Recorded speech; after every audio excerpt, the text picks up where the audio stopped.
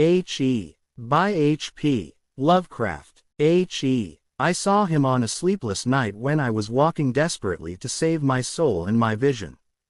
My coming to New York had been a mistake.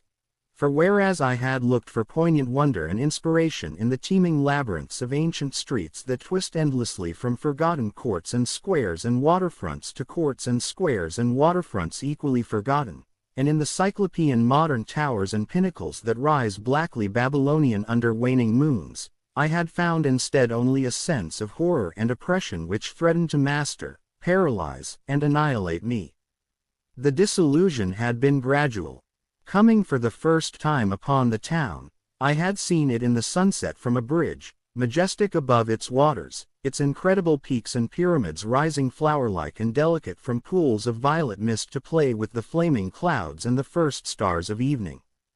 Then it had lighted up window by window above the shimmering tides where lanterns nodded and glided and deep horns bayed weird harmonies, and had itself become a starry firmament of dream, redolent of fairy music, and one with the marvels of Carcassonne and Samarkand and El Dorado and all glorious and half-fabulous cities. Shortly afterward I was taken through those antique ways so dear to my fancy, narrow, curving alleys and passages where rows of red Georgian brick blinked with small-paned dormers above pillared doorways that had looked on gilded sedans and paneled coaches.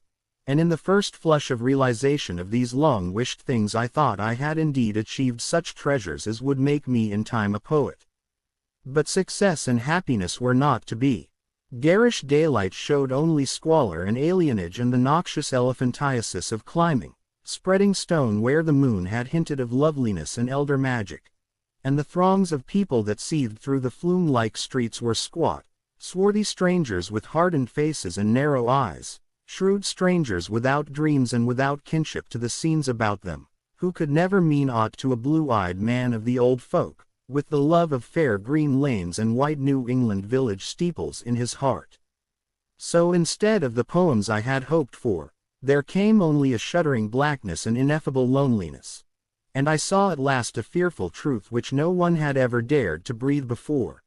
The unwhisperable secret of secrets. The fact that this city of stone and strider is not a sentient perpetuation of old New York as London is of old London and Paris of old Paris, but that it is in fact quite dead, its sprawling body imperfectly embalmed and infested with queer animate things which have nothing to do with it as it was in life. Upon making this discovery I ceased to sleep comfortably, though something of resigned tranquility came back as I gradually formed the habit of keeping off the streets by day and venturing abroad only at night, when darkness calls forth what little of the past still hovers wraith-like about, and old white doorways remember the stalwart forms that once passed through them.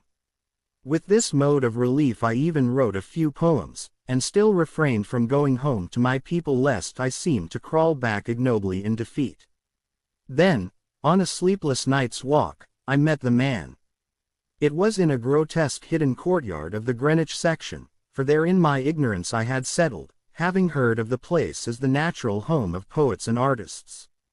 The archaic lanes and houses and unexpected bits of square and court had indeed delighted me, and when I found the poets and artists to be loud-voiced pretenders whose quaintness is tinsel and whose lives are a denial of all that pure beauty which is poetry and art, I stayed on for love of these venerable things.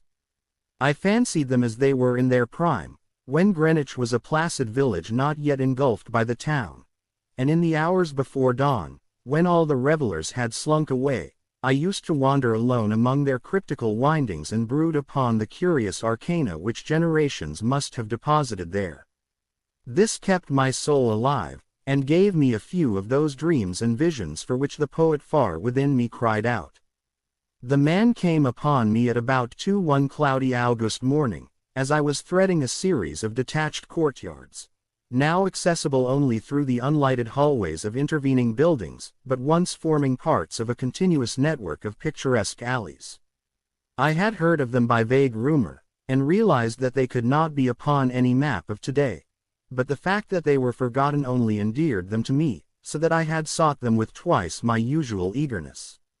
Now that I had found them, my eagerness was again redoubled, for something in their arrangement dimly hinted that they might be only a few of many such, with dark, dumb counterparts wedged obscurely betwixt high blank walls and deserted rear tenements, or lurking lamplessly behind archways unbetrayed by hordes of the foreign-speaking or guarded by furtive and uncommunicative artists whose practices do not invite publicity or the light of day. He spoke to me without invitation, noting my mood and glances as I studied certain knockered doorways above iron-railed steps, the pallid glow of traceried transoms feebly lighting my face. His own face was in shadow, and he wore a wide-brimmed hat which somehow blended perfectly with the out-of-date cloak he affected, but I was subtly disquieted even before he addressed me. His form was very slight, thin almost to cadaverousness, and his voice proved phenomenally soft and hollow, though not particularly deep. He had, he said, noticed me several times at my wanderings, and inferred that I resembled him in loving the vestiges of former years. Would I not like the guidance of one long practiced in these explorations, and possessed of local information profoundly deeper than any which an obvious newcomer could possibly have gained? As he spoke, I caught a glimpse of his face in the yellow beam from a solitary attic window. It was a noble, even a handsome elderly countenance, and bore the marks of a lineage and refinement unusual for the age and place. Yet some quality about it disturbed me almost as much as its features pleased me. Perhaps it was too white, or too expressionless, or too much out of keeping with the locality, to make me feel easy or comfortable. Nevertheless I followed him, for in those dreary days my quest for antique beauty and mystery was all that I had to keep my soul alive, and I reckoned it a rare favor of fate to fall in with one whose kindred seekings seemed to have penetrated so much farther than mine. Something in the night constrained the cloaked man to silence, and for a long hour he led me forward without needless words, making only the briefest of comments concerning ancient names and dates and changes, and directing my progress very largely by gestures as we squeezed through interstices, tiptoed through corridors, clambered over brick walls, and once crawled on hands and knees through a low, arched passage of stone whose immense length and tortuous twistings effaced at last every hint of geographical location I had managed to preserve. The things we saw were very old and marvelous, or at least windows and decorative fanlights that appeared to grow quainter and stranger the deeper we advanced into this inexhaustible maze of unknown antiquity. We met no person, and as time passed the lighted windows became fewer and fewer. The street lights we first encountered had been of oil, and of the ancient lozenge pattern. Later I noticed some with candles, and at last, after traversing a horrible unlighted court where my guide had to lead with his gloved hand through total blackness to a narrow wooded gate in a high wall, we came upon a fragment of alley lit only by lanterns in front of every seventh house, unbelievably colonial tin lanterns with conical tops and holes punched in the sides.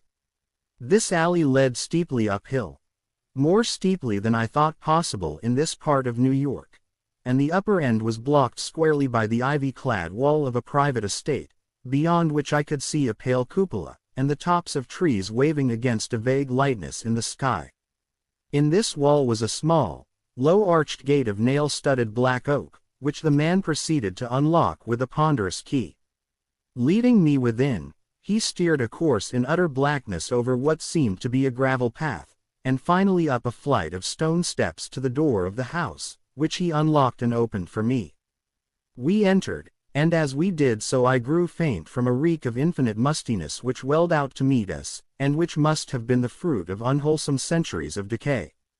My host appeared not to notice this, and in courtesy I kept silent as he piloted me up a curving stairway, across a hall, and into a room whose door I heard him lock behind us. Then I saw him pull the curtains of the 3 small paned windows that barely showed themselves against the lightening sky, after which he crossed to the mantel, struck flint and steel, lighted 2 candles of a candelabrum of 12 sconces, and made a gesture enjoining soft-toned speech. In this feeble radiance I saw that we were in a spacious, well-furnished and paneled library dating from the first quarter of the 18th century, with splendid doorway pediments, a delightful Doric cornice, and a magnificently carved overmantel with scroll and urn top. Above the crowded bookshelves at intervals along the walls were well-wrought family portraits, all tarnished to an enigmatical dimness, and bearing an unmistakable likeness to the man who now motioned me to a chair beside the graceful Chippendale table. Before seating himself across the table from me, my host paused for a moment as if in embarrassment. Then, tardily removing his gloves, wide-brimmed hat, and cloak, stood theatrically revealed in full mid-Georgian costume from cute hair and neck ruffles to knee breeches, silk hose, and the buckled shoes I had not previously noticed. Now slowly sinking into a lyre-back chair, he commenced to eye me intently. Without his hat he took on an aspect of extreme age which was scarcely visible before, and I wondered if this unperceived mark of singular longevity were not one of the sources of my disquiet. When he spoke at length, his soft, hollow, and carefully muffled voice not infrequently quavered, and now and then I had great difficulty in following him as I listened with a thrill of amazement and half-disavowed alarm which grew each instant. "You behold, sir," my host began, "a man of very eccentrical habits for whose costume no apology need be offered to one with your wit and inclinations. Reflecting upon better times, I have not scrupled to ascertain their ways, and adopt their dress and manners, and indulge reasons for the close keeping of this place in my family, and I have not been remiss in discharging such obligations."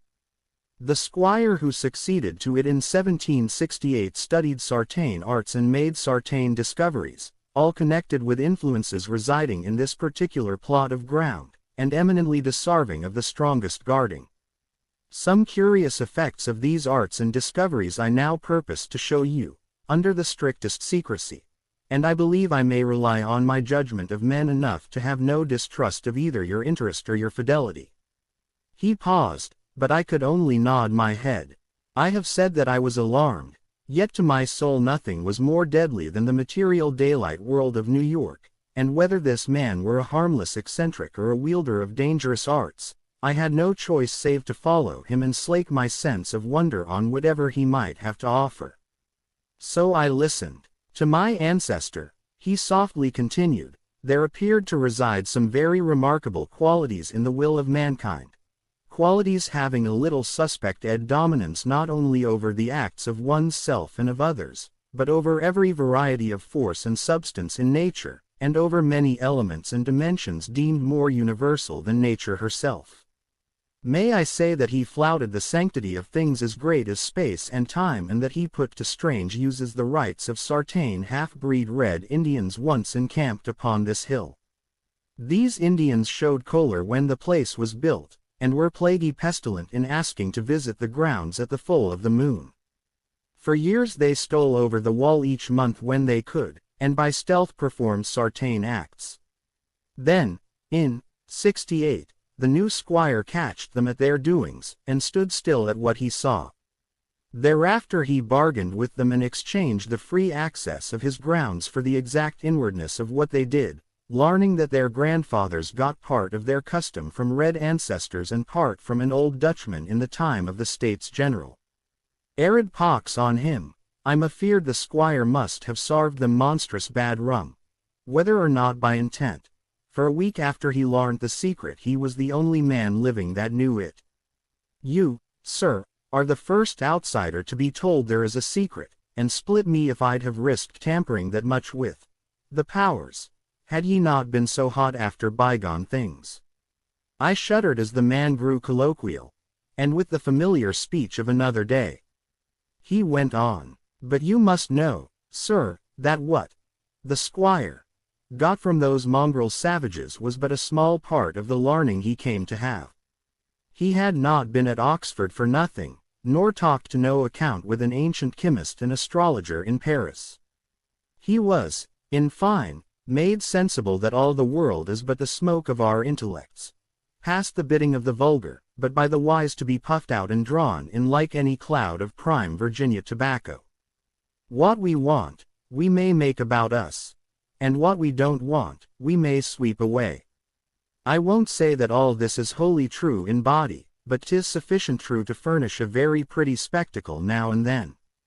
You, I conceive, would be tickled by a better sight of Sartain other years than your fancy affords you, so be pleased to hold back any fright at what I design to show.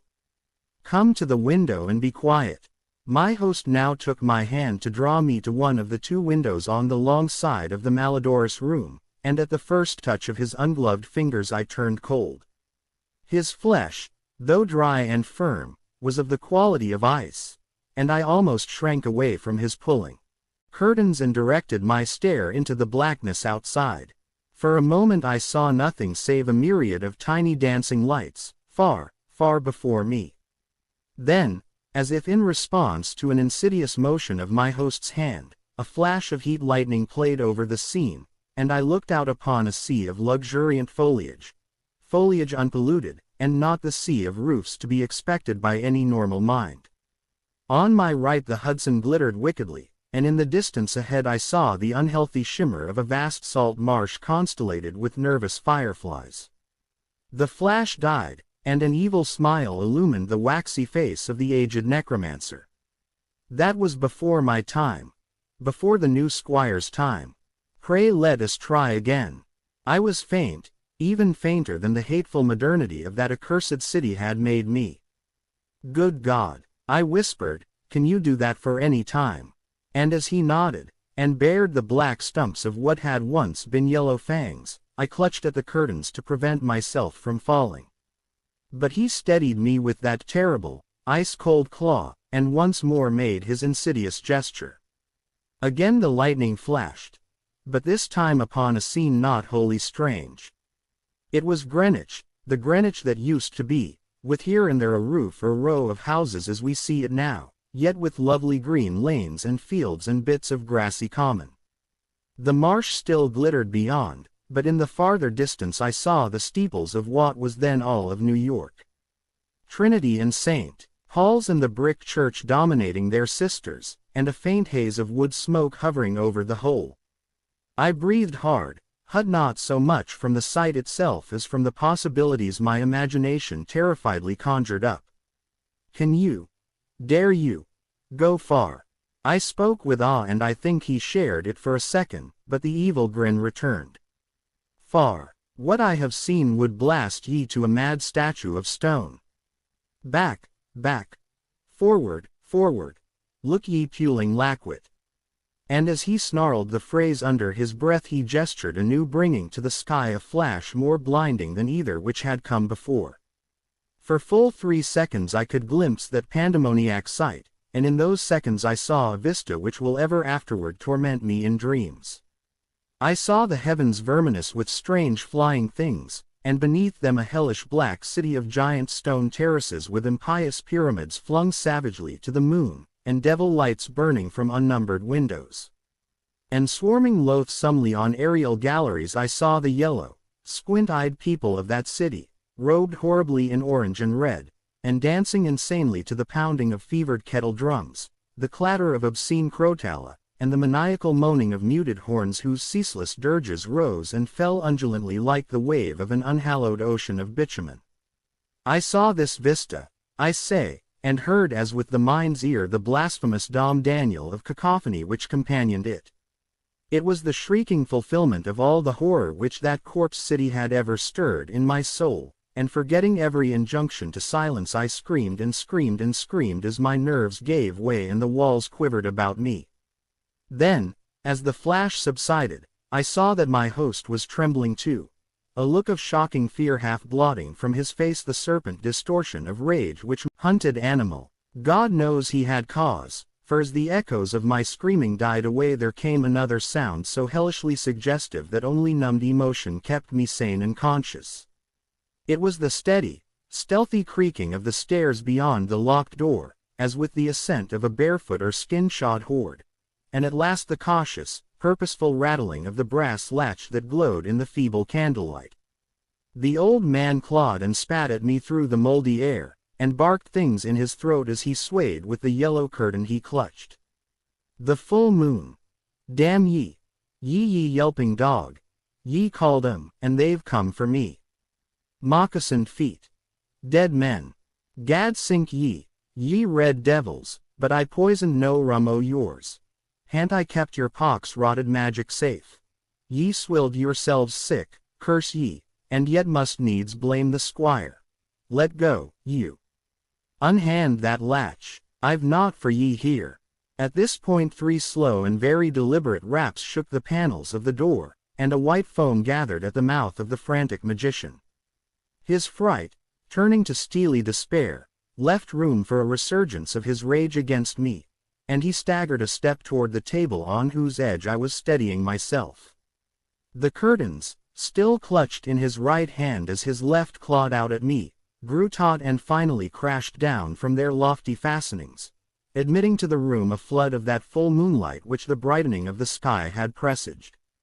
In those greenish beams the candles paled, and a new semblance of decay spread over the musk-reeking room with its wormy paneling, sagging floor, battered mantel, rickety furniture, and ragged draperies. It spread over the old man, too, whether from the same source or because of his fear and vehemence, and I saw him shrivel and blacken as he lurched near and strove to rend me with vulturine talons. Only his eyes stayed whole, and they glared with a propulsive, dilated incandescence which grew as the face around them charred and dwindled. The rapping was now repeated with greater insistence, and this time bore a hint of metal. The black thing facing me had become only a head with eyes, impotently trying to wriggle across the sinking floor in my direction, and occasionally emitting feeble little spits of immortal malice. Now swift and splintering blows assailed the sickly panels, and I saw the gleam of a tomahawk as it cleft the rending wood. I did not move, for I could not, but watched dazedly as the door fell in pieces to admit a colossal, shapeless influx of inky substance starred with shining, malevolent eyes. It poured thickly, like a flood of oil bursting a rotten bulkhead, overturned a chair as it spread, and finally flowed under the table and across the room to where the blackened head with the eyes still glared at me. Around that head it closed, totally swallowing it up, and in another moment it had begun to recede, bearing away its invisible burden without touching me, and flowing again out that black doorway and down the unseen stairs, which creaked as before, though in reverse order. Then the floor gave way at last, and I slid gaspingly down into the nighted chamber below, choking with cobwebs and half swooning with terror. The green moon, shining through broken windows, showed me the hall door half open, and as I rose from the plaster-strewn floor and twisted myself free from the sagged ceiling, I saw sweep past it an awful torrent of blackness, with scores of baleful eyes glowing in it. It was seeking the door to the cellar, and when it found it, vanished therein. I now felt the floor of this lower room giving as that of the upper chamber had done, and once a crashing above had been followed by the fall past the west window of something which must have been the cupola. Now liberated for the instant from the wreckage, I rushed through the hall to the front door and finding myself unable to open it, seized character limit as exceed. Gates were locked, but moving a pile of boxes in a corner I managed to gain the top and cling to the great stone urn set there. About me in my exhaustion I could see only strange walls and windows and old gambrel roofs. The steep street of my approach was nowhere visible, and the little I did see succumbed rapidly to a mist that rolled in from the river despite the glaring moonlight. Suddenly the urn to which I clung began to tremble, as if sharing my own lethal dizziness, and in another instant my body was plunging downward to I knew not what fate. The man who found me said that I must have crawled a long way despite my broken bones, for a trail of blood stretched off as far as he dared look. The gathering rain soon effaced this link with the scene of my ordeal, and reports could state no more than that I had appeared from a place unknown, at the entrance to a little black court off Perry Street. I never sought to return to those tenebrous labyrinths, nor would I direct any sane man thither if I could. Of who or what that ancient creature was, I have no idea, but I repeat that the city is dead and full of unsuspected horrors. Whither he has gone, I do not know, but I have gone home to the pure New England lane